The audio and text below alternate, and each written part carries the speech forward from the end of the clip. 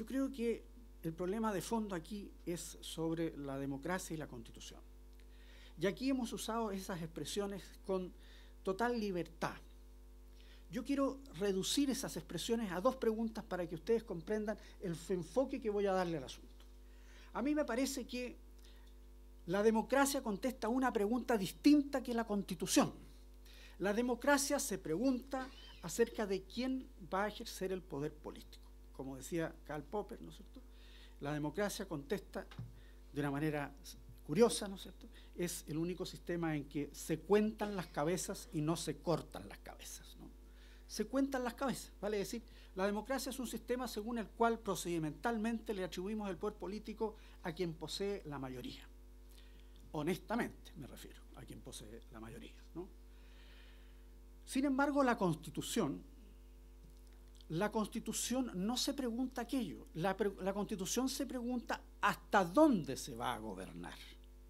Estas preguntas son crucialmente distintas y atañen a dos aspectos del sistema completamente distintos. Toda Constitución es una forma de límite a la mayoría, a través del expediente de los derechos y a través del expediente de institucionalizar el juego del poder, pero es, sin duda, un procedimiento que limita a las mayorías, encausa el proceso, o sea, encausa el conflicto a través de su propia estructura y limita ese debate y ese conflicto, lo limita bajo la afirmación de los derechos fundamentales, del respeto irrestricto de los derechos fundamentales. Si ustedes se fijan, toda nuestra historia institucional, todos los cambios institucionales importantes han sido precedidos por profundas rupturas sociales. Profundas rupturas sociales y políticas que han afectado al país hasta el límite de las posibilidades de existencia. Déjeme decirles algo. La Constitución de 1980 ha sufrido 140 reformas. Según algunos, los conservadores son 240. Cuando Lagos dijo lo que dijo, lo dijo con el propósito de marcar y subrayar algo que me parece correcto. De la Constitución de Pinochet no queda nada, salvo, como él mismo lo dijo, el sistema binominal. No es menor, pero eso es lo que queda.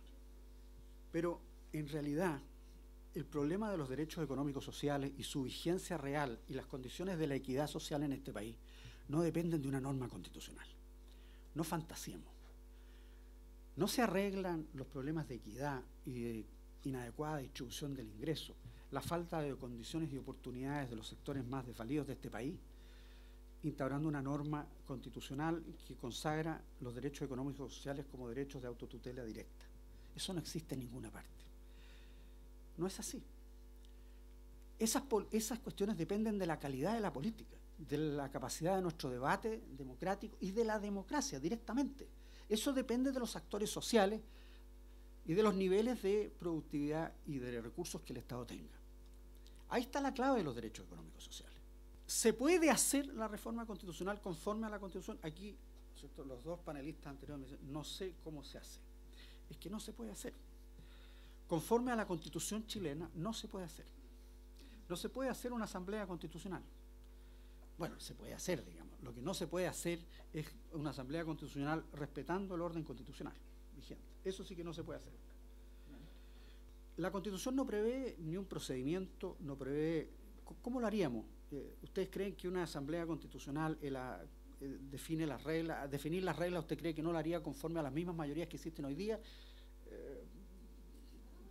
¿Qué es lo que ustedes creen que eso es posible? Simplemente es cosa de salirse de la Constitución y decir vamos a hacer una asamblea constitucional nueva. Eso en la Constitución del 25 se llamaba sedición, ¿no? Así se llamaba, ¿no? La Constitución del 25. ¿Ah? Entonces, yo les digo, lamentablemente esa pregunta no tiene respuesta. Y esa pregunta no tiene respuesta porque no está contemplada. Nunca el poder constituyente originario está expresado al interior de la propia Constitución. Y no está expresado porque sería lo mismo que el reconocimiento o la apelación a la ruptura del orden. Y eso no lo concibe la Constitución. Creo que entonces hay espacios en la democracia constitucional para llegar a acuerdos profundos. Por ejemplo, en la amplitud de los derechos. Yo soy un persuadido, un convencido, que en este país necesitamos ley de aborto. Necesitamos una ley de aborto. Es fundamental a la mujer hoy día. Y creo que podríamos perfectamente aunar un debate hacia la extensión de las libertades de la mujer hacia allá.